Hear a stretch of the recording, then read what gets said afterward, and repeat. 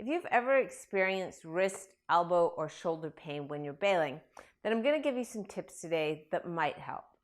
So a bail is essentially when you kick up to a handstand and then turn a cartwheel out. One thing that can happen when you're bailing is that you can collapse or sink into the joints. So as you're set up for your handstand, you're in your handstand position, a nice strong position, you start to go over and your reaction is just to turn this hand and let everything kind of drop to the floor. So you're sinking into the shoulder, you're letting the elbow bend maybe, you're sinking into the shoulder. And these can happen to various degrees.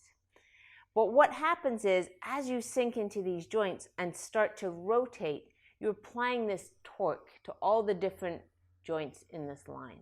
And this might not feel good on your wrists, elbows, and shoulders, or any of those three. So what we're going to do is really focus on, as we bail, maintaining this structure. So one thing that I find really useful as I start to bail is push more into this hand.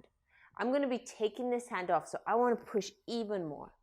So the first thing is just push down even more into the floor, right? Really creating as tall a line as you can. And this is going to help slow down that bail, okay, as well as protect these joints. The second thing that is really important is that idea of screwing your hand into the floor. So this is something you want to think about for your handstand, but really important for your bail.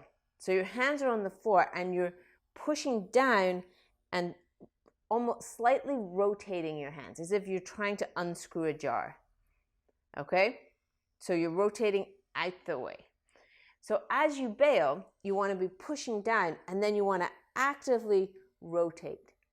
And what this is going to do is it's going to help rotate the entire structure as you step and turn, rather than you turning and maybe applying that twisting motion to your elbow or your wrist or your shoulder. Okay, so as you bail, you push down, lengthen everything, rotate that hand into the floor, help yourself turn, and that's going to feel a lot better on all those joints. So let's see how that looks in practice.